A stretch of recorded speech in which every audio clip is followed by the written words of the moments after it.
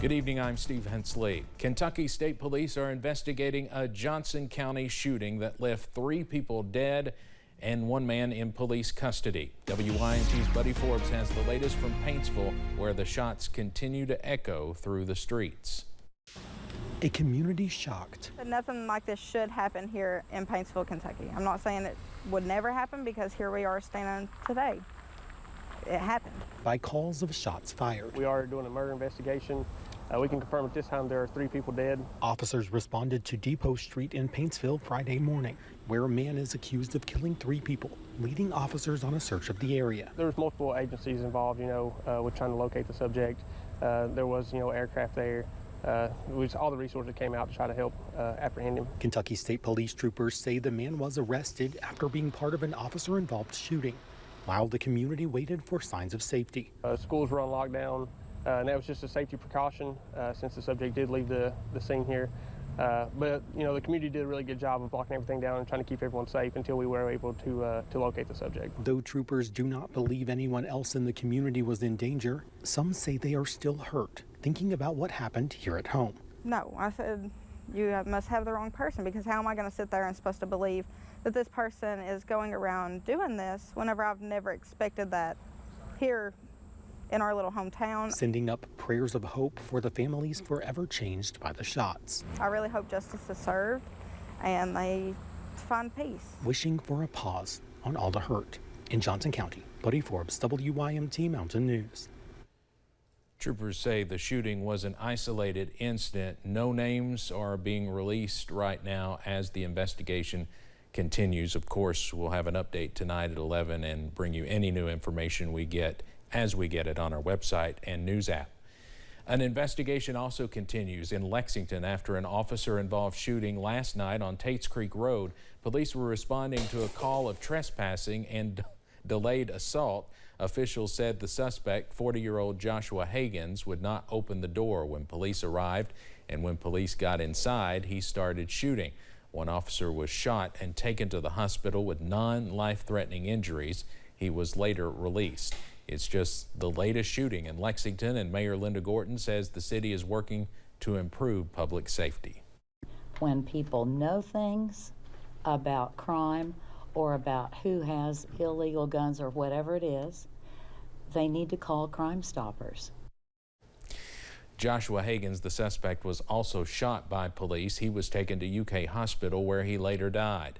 The 2 officers will stay on administrative leave until the investigation is finished. We have new information about a shooting that injured nearly a dozen UK students.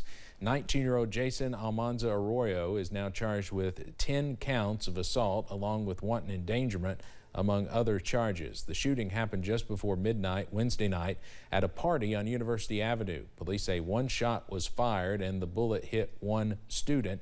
10 others were hurt by shrapnel. Almanza Arroyo was in court today. A not guilty plea was entered for him.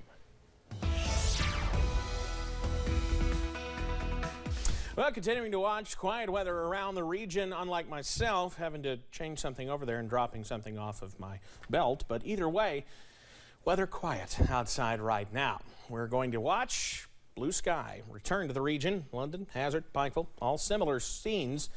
Temperatures upper 70s and low 80s there, but notice those dew points climbing back into the 60s, meaning we are still dealing with some muggy conditions. Pinpoint Doppler is mostly quiet around the region. One exception, our friends in Pulaski County, just north and east of Science Hill, a little downpour there between 27 and 39. So we are going to watch very isolated downpours work through the region as we head through tonight. But overall, we should be in good shape. Temperatures low to middle 80s outside.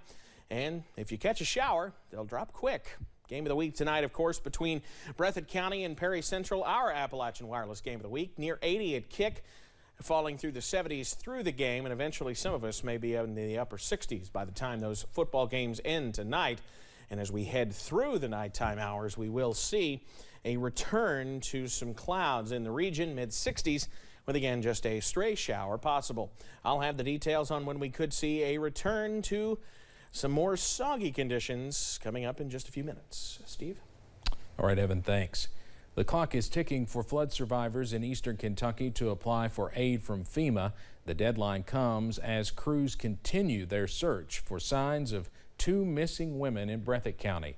Samantha Valentino has more.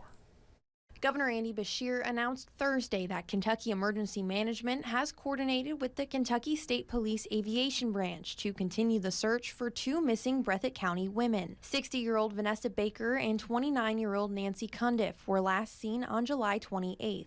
Both women are from the Lost Creek community of Jackson. Kentucky State Police Aviation Branch is conducting another aerial search for the 2 missing women, and so many different crews have been out multiple weekends and pretty much day in and day out continuing that search. Governor Beshear also announced that Kentucky will receive nearly $1 million in FEMA disaster case management grant funding. It will expand long-term disaster case management services in the 13 counties affected by the floods. The deadline to apply for FEMA assistance is quickly approaching. People only have until September 28th to submit their claims. That means that if you don't register with FEMA as a resident of one of these 13 counties where you had flooding damage, it's going to be too late to qualify for any federal assistance. People can submit appeals for denied claims past that September 28th deadline. The deadline for appeals is 60 days from the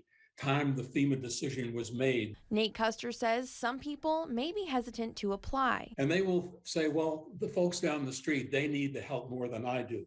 And I'll let the FEMA funding go down to those neighbors of mine that were harder hit. But that's not the case. Custer says the assistance is available for everyone, and anyone affected by the floods should apply. In Breathitt County, Samantha Valentino, WKYT. State leaders say more than $60 million in grants have been approved for more than 7,100 households. Those are through FEMA's individual and household programs. Officials with FEMA say they're teaming up with the American Bar Association to offer free legal help to eastern Kentucky flood survivors.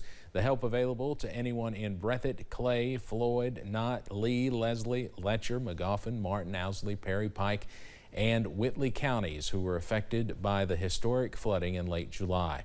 Officials say legal aid may be available to help survivors with home repair contracts and insurance claims, FEMA and SBA benefits, redoing wills and other important documents, price gouging, scams, identity theft, and more.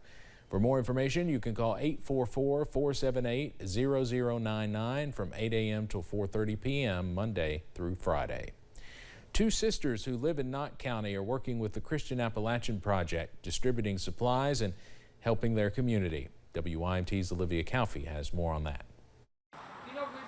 Alma Eversole and Murky Holiday are 2 sisters that want to help their community. We want everybody to continue this. We can't quit. Wintertime's coming. The 2 have been working with Christian Appalachian Project, helping distribute supplies in Knox County. They bring it to us, no questions asked, we give it out. Setting up as a supply pickup site twice a week outside of Knox County Central High School. They said there are still supplies many people need. We need the towels, the sheets, the blankets. It's getting wintertime. I don't get like dishes. Someone asks for dishes, and they need curtains, and it's just stuff like that now they need to get ready if they got a place to put that bed. Both say they are worried that the help will stop when the people in eastern Kentucky need it most. We need people out there to not stop. If they don't want to give it out, bring it to us. We'll give it out. I don't care to do this. Willing to do anything they can to care for their neighbors. We're just substitute teachers that's out here that's got a caring heart for the people, for the community, and we want them to know that we want them to come out and be a part of this too and take what they need and then see what other people need and just let it spread. Their supplies were low on Friday, but they hope to get another load soon. In Knox County, Olivia Calfee, WYMT Mountain News.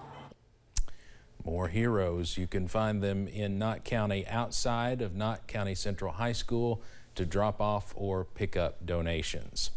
2 men were arrested in Knox County on drug charges after a traffic stop Tuesday night. During that stop, a deputy said he could smell marijuana coming from the car. Deputies searched the car and found meth, heroin, fentanyl, and open alcohol bottles. 28-year-old Ethan Paul King and 26-year-old Justin Arnell Pullums were arrested and charged with drug trafficking. They were both taken to the Knox County Detention Center. A proposed constitutional amendment on abortion could ban abortion access in Kentucky.